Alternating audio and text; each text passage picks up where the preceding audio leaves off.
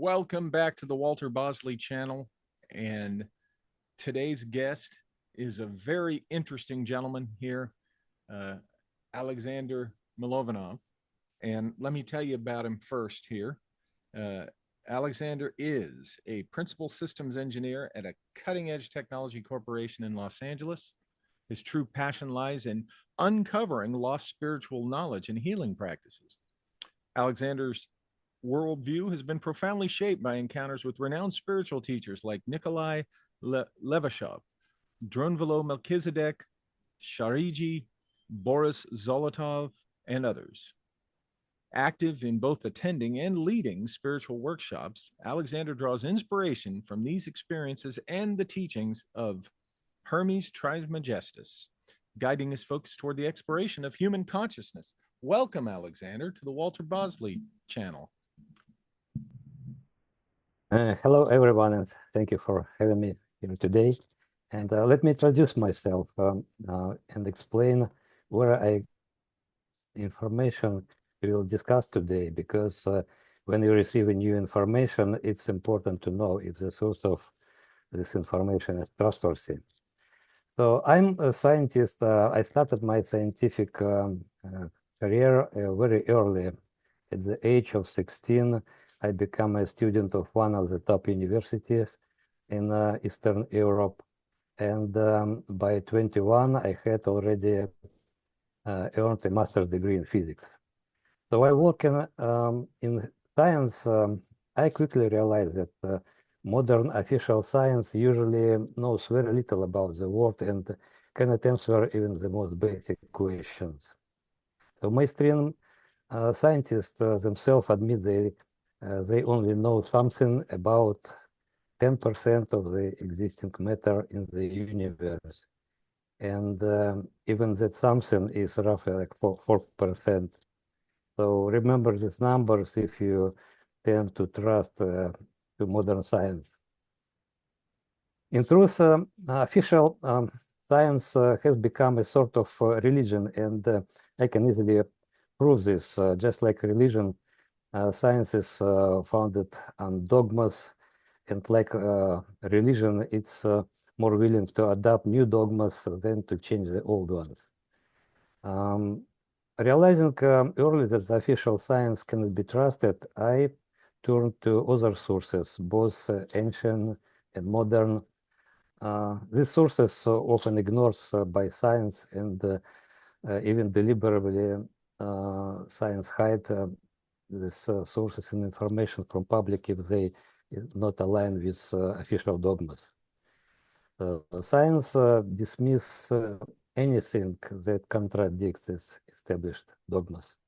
So I realized it very early and discovered that ancient civilizations had deep and real knowledge about the universe and its laws. Knowledge that over 5,000 years has been lost or intentionally destroyed. To find answers to the questions I had, I started studying both ancient and modern sources of knowledge that I trusted.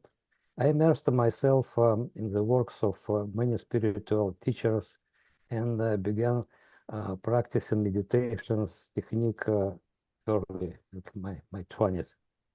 This practices helped me to break free from the false programs implanted in our intellect since childhood by the education systems, and to recall the knowledge hidden within each of us. So it took some time to understand that. Later, I was lucky to meet truly great spiritual teachers, people whose understanding of the world exceeded modern science by thousands of years. I encountered individuals with extraordinary abilities. I saw people around whom ozone would form in the air, who could stop earthquakes, control the forces of nature and the weather with just their thoughts only, teleport objects and do other things that would seem impossible for an ordinary person. I also met people capable of traveling across the universe and beyond through the power of their mind.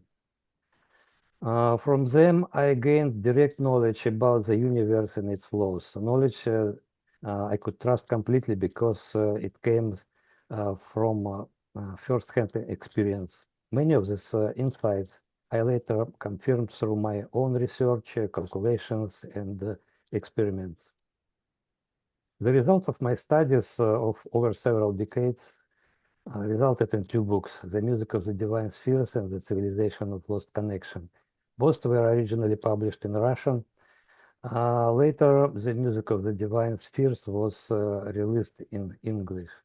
In this book, you may find ancient Egyptian knowledge of human consciousness, its levels, and the laws that govern transitions between these levels, as well as detailed information about the two Egyptian pyramids that we will discuss today. This is knowledge that humanity lost 5,000 years ago, and which I have managed to recover.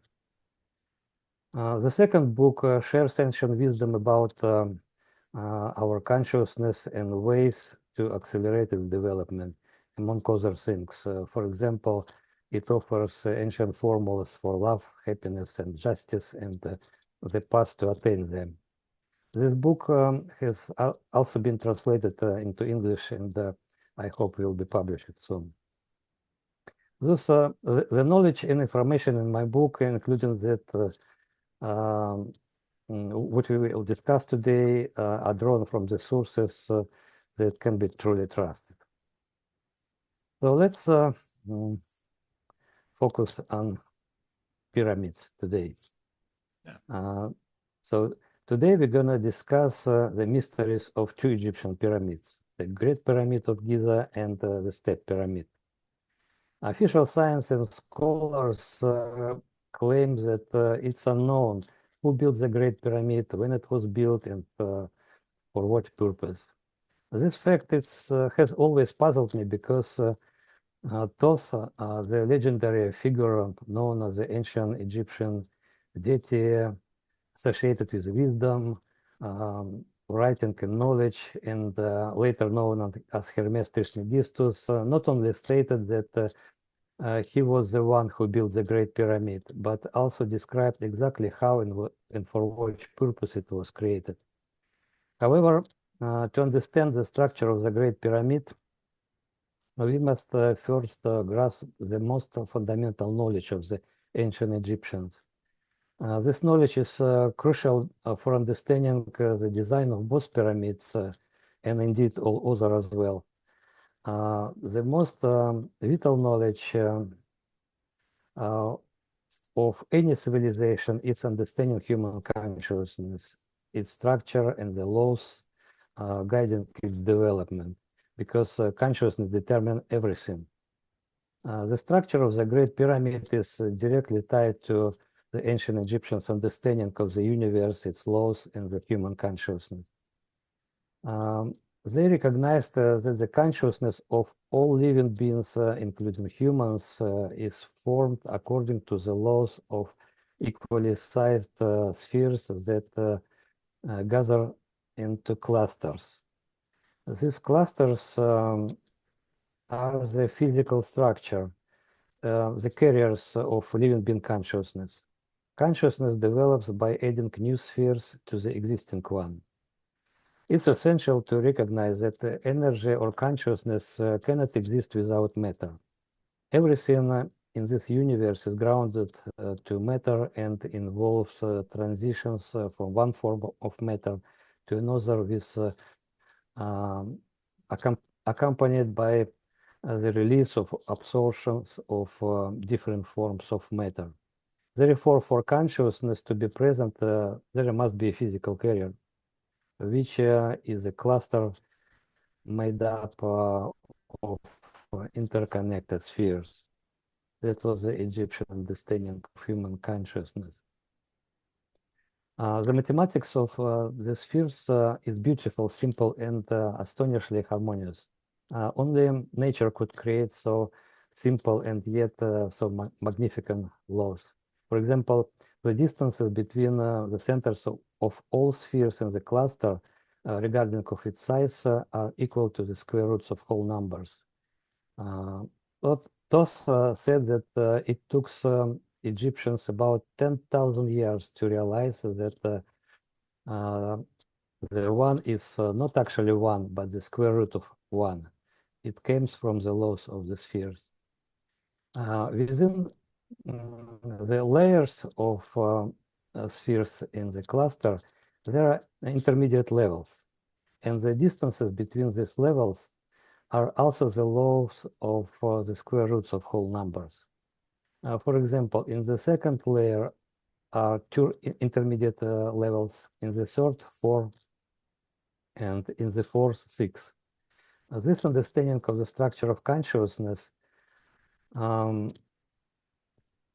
has been fully confirmed by the recent scientific discoveries of academician Nikolai Levashov, who found that there are 7 types of matter in our universe, and every person consists of several nested material bodies formed by different type of matter. In other words, each person has a physical body, one ether body, and several 2 astral bodies, and 4, depending on the level of individual level of evolutionary development, up to 4 mental bodies. As you can see, this knowledge completely corresponds to that of the ancient Egyptians, since each body corresponds to one level of consciousness. But that is not all.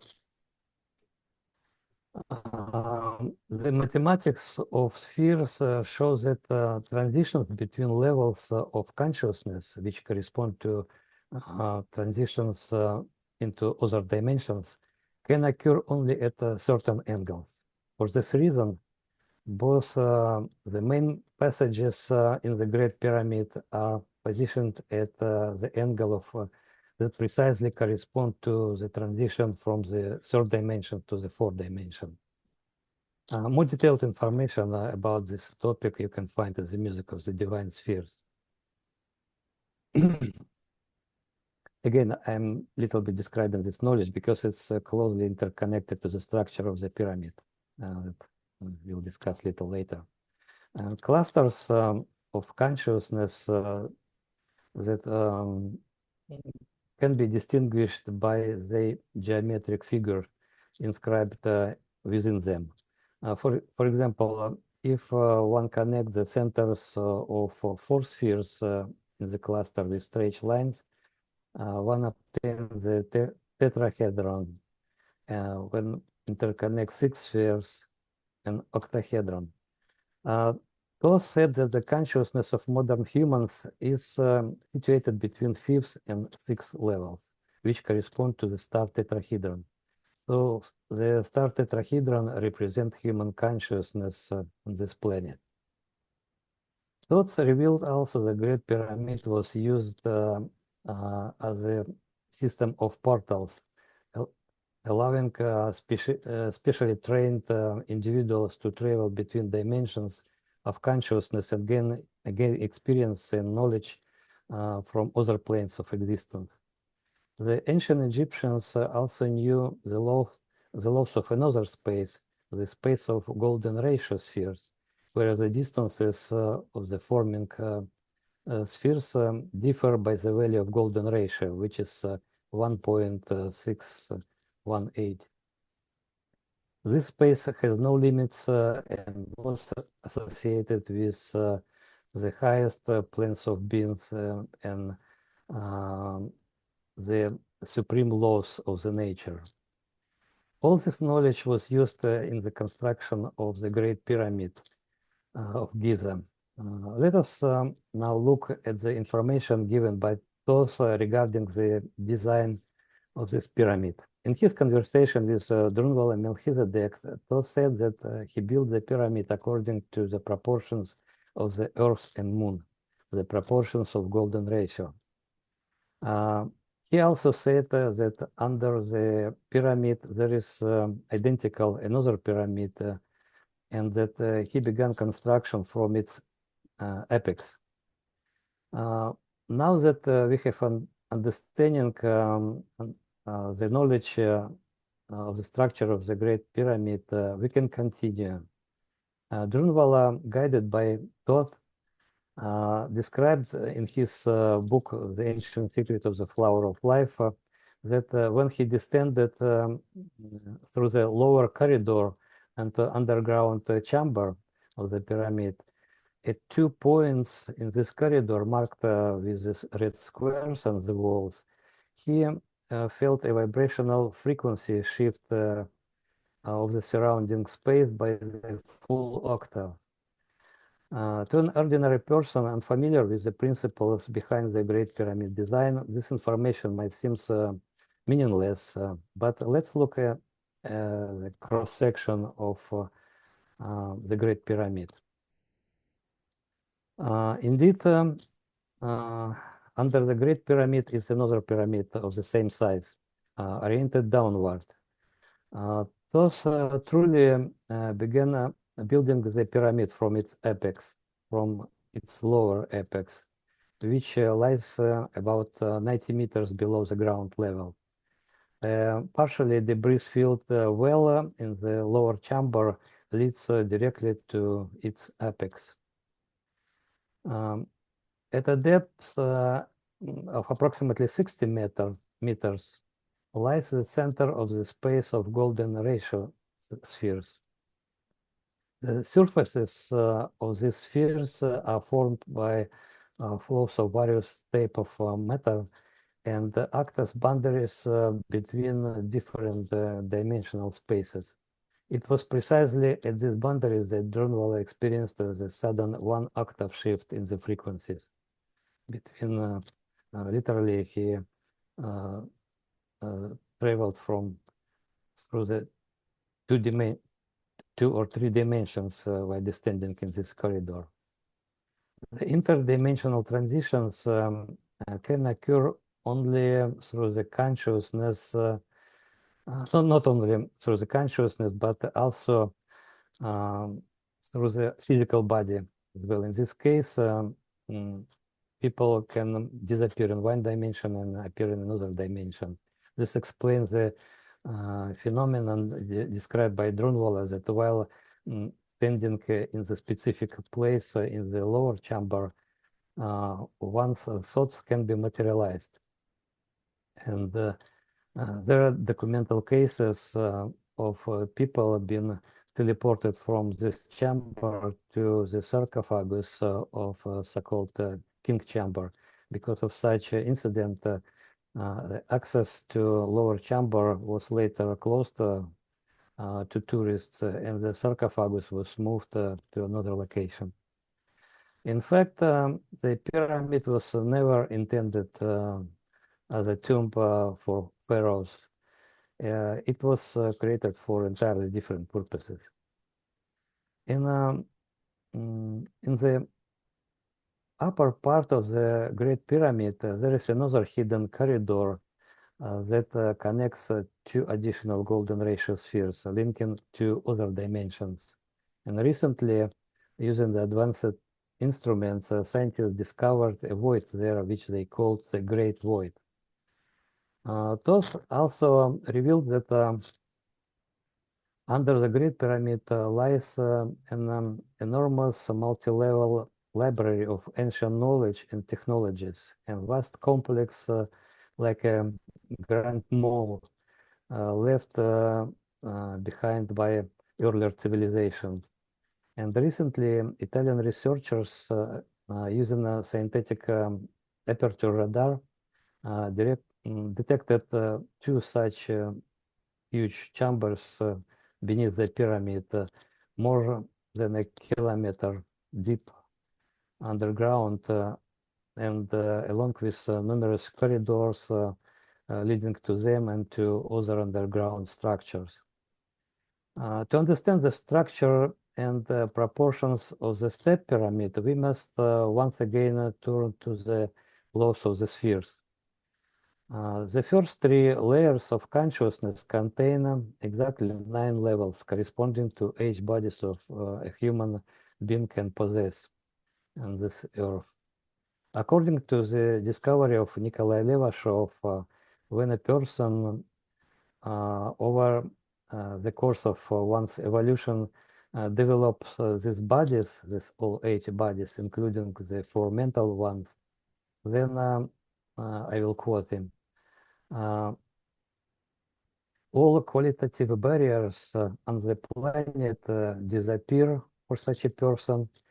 The Earth's zero cycle of spiritual evolution ends, and the stage of cosmic evolution begins. The presence of mental bodies gives the person possessing them tremendous mental power, whereby they can influence processes taking place in nature, both locally and on planetary level. Through the scale, through the sole power of thoughts, they can influence and control the processes taking place in human society and see and to hear the past, present, and future, to influence and change the future of both separate individuals and humanity in general, and to move in space and the universe. Such people are capable of much, much more. Only people who are in the right path of evolution, the path of godness, can reach these levels. Such a person also has the opportunity to choose any planet in our universe for life and further evolution. The evil, no matter how strong it may seem at first glance, it's incapable of evolution. So the cluster of spheres corresponding to 9 levels of consciousness, when projected into a plane, form the ancient symbol of the flower of life. So this is a true secret of the ancient symbol of the flower of life. It represents a complete cycle of spiritual evolution on this planet. So what next?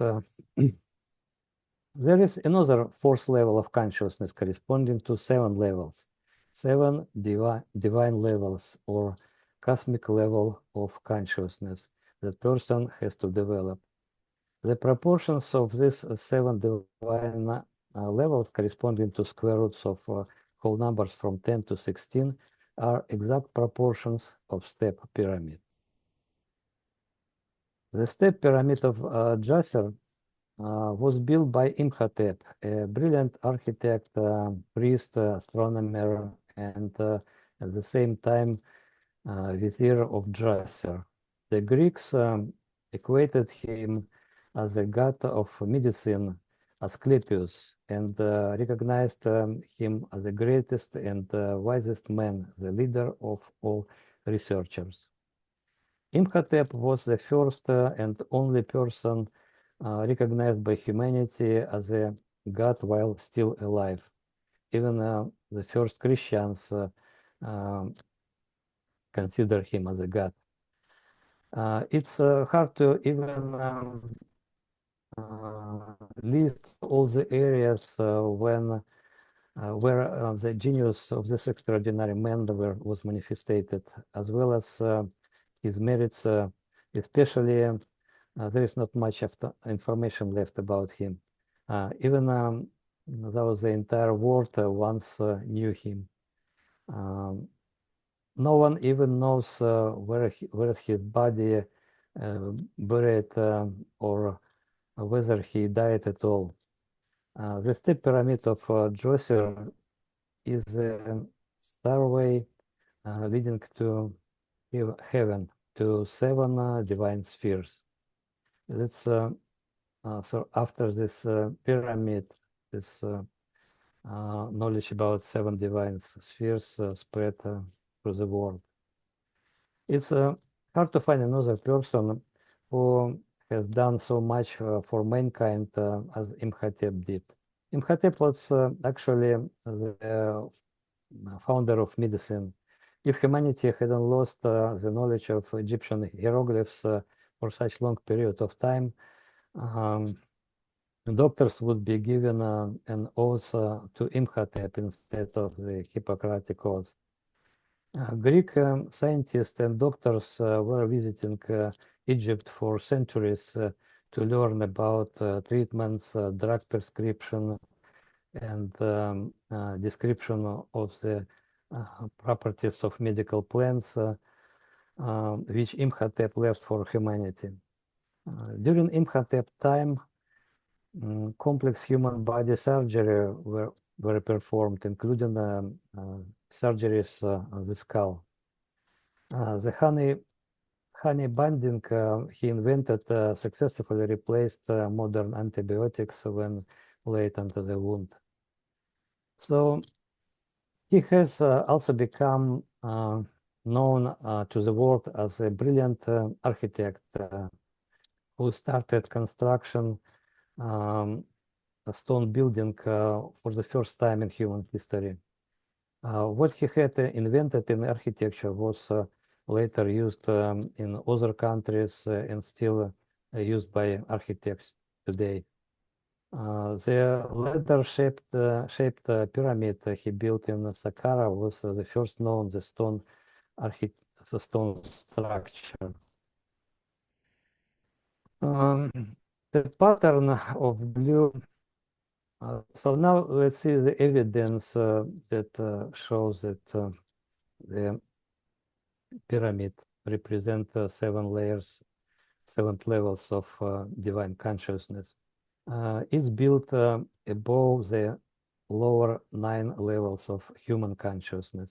And the pattern of blue fences title located over the passages between the rooms in the southern mastaba inside the pyramid of Djoser is created in exact proportions of the square roots of whole numbers, and it represents the 9 Egyptian crystal spheres, nested crystal spheres.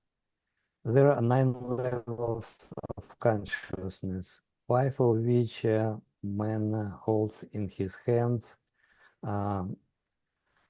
as a handle of the jet symbols that this drawing is composed of. He has yet to develop another 4 levels of consciousness to complete the planetary cycle of development of human consciousness. Humanity has lost its understanding of the jet symbol, which is often depicted in conjunction with the Ankh, the symbol of eternal life. Sometimes a jet is depicted with a flower of life blossoming on its upper level. By all patterns, jet means human consciousness, the 9 nested crystal spheres for which humanity has been looking for so long. Humanity believed that Imhotep's body was buried inside the same pyramid with the Djoser body or beside it, but no one has been able to find it so far. Faith in Imhotep and the sacredness of the ground at the foot of the pyramid was the reason why sufferers from various countries have been flocking into this place for many centuries, wanting and hoping to receive healing and help there. The sacred place was the last hope for many in the area of pyramids.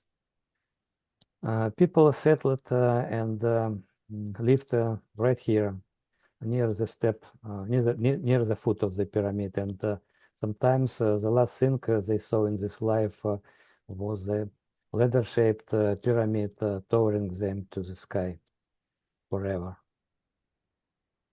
The majestic ladder that took them to heaven. Imhotep didn't live at the loft of the spheres because he knew that dark times were coming. because the time where the pyramid was created is about 2,500 years BC. Still, he left us with evidence. He possessed this knowledge, the evidence embodied in millions of tons of stone, testimony that has survived through millennia. Only now we can appreciate the greatness of his act. So now we have a little bit understanding of Egyptian belief system and how it affects the construction and structure of the Great Pyramid and the Step Pyramid in Saqqara. A rival to Atlantis, so to speak. Oh, this is very important and very wide topic. We could leave it for separate discussion because there is a lot of information about that. It's impossible to say in a couple of minutes. Yeah, it's it really that's an idea that's been intriguing me the last couple of years because to say briefly, the Vedic civilization existed in this planet beginning from 6 or 800,000 years ago. Mm-hmm. Is the most old civilization on the planet. Of course, before that, some extraterrestrial civilization came and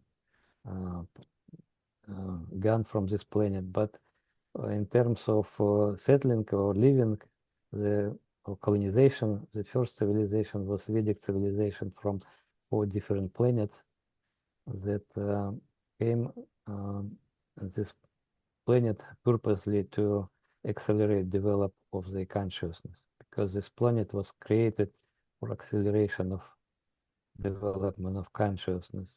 It has a specific energy structure built by ancestors to accelerate the consciousness, and because it's so unique, in general, it's so unique planet in our universe that many spirits stay in lines for thousands of years to have the opportunity to incarnate in this planet, because it's accelerates the evolutionary development of thousands, maybe millions times compared to other planets. What are your thoughts on the moon, the lunar mysteries? You know, there's talk of the ruins or relics. There's even talk that that the moon was used as a slow traveling ship to come to this planet and park itself in orbit. What do you think of that within the perspective of your research? Has anything pointed to that or suggested that to you? Yeah, I know information about moons from the first hands. Actually, in the Earth initially was 3 moons. One was destroyed like about 100,000 years ago. Second was destroyed about 13,000 years ago, leading to a big flood. And this one, the last one, was, I don't think it's a ship because it's not created for the purpose of ship, but it's was brought to this space, but other civilization. It's not original object in our solar system, and it was brought here to stabilize, to harmonize place on this planet. It was one of the big plan of creation, of creating a special planet with special conditions for development, for accelerated development of human consciousness. And this moon was a part of this plan. Now it's only 1 moon, but initially it was 3 moons that fully harmonized space and also served as a protection from dark forces, from other bad civilizations. And they helped because these dark forces didn't know about this planet long time, and they discovered this hidden place in our galaxy relatively um, mm, like short time ago. And after that happens all this crap on the planet. What do you think of the possible connection between Egypt, specifically Cairo, and in the pyramids and such, and Mars? I don't know much about that, but I remember Grunwald said that the civilization of the Mars, that was pretty aggressive, and they destroyed their planet. So they knew that the planet will die, and they came to our Earth and without permission and settled on this planet and created a lot of negative processes and things in our civilization. But I don't know much details about that. But he said they were punished some object like comet or came from the sky and destroyed the place they lived. I think they lived somewhere in the area of Atlantis. Well, we have time for one more question, and that is this. What are your thoughts about the much talked about three-eye atlas object? I think it's purely politics action. It's to me, it's like looks ridiculous because I saw myself UFOs, big UFOs and small UFOs, and even actions when big UFOs collected small UFOs, and how they moved, how they can appear in one, disappear from one place, appear in another place in fraction of seconds. So they don't need travel years or months to move from one part of solar system to another.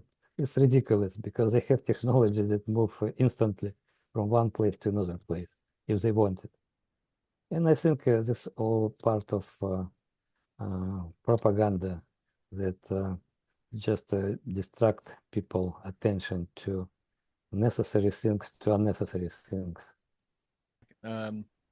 Well, Alexander, this was a fantastic conversation. There's so much information. We are going to have to do this again. Do you have any closing thoughts or comments before we go? No, thank you for the opportunity to bring that knowledge to your audience. It's well, we thank you. I appreciate it. Yeah. So once and again, I like very much your interview, your videos, the thank you. Work you, thank you. Okay. The work you do. Well, I hope we will meet again because I have a lot of different topics to discuss. A lot of information that hidden from public because I realized recently that the information on many topics that the system doesn't want people to know, they one by one removed from the internet. For example, some topic, if you type in the Google some keyword in specific topics, like 10 years ago, you may got like many pages related information. Now, if you type the same questions, you have zero. So I just encourage people who find some interesting information on the internet or videos, just copy it and keep in your computer because it's most likely it will disappear very soon. Yep, indeed. So where can everyone find you? All the viewers find you, your website and such? Yeah, who's interested in more information about ancient knowledge, may visit my website, milovanovbooks.com, and also find my book on internet, The Music of the Divine Spheres. we will. I hope that second book, The Civilization of Lost Connection, will be available soon also. We'll include your website and the book titles in the description of this video as well, so they can see it with a link and get right to it. So anyway, Alexander, again, I thank you. We look forward to doing this again, and you have a good night.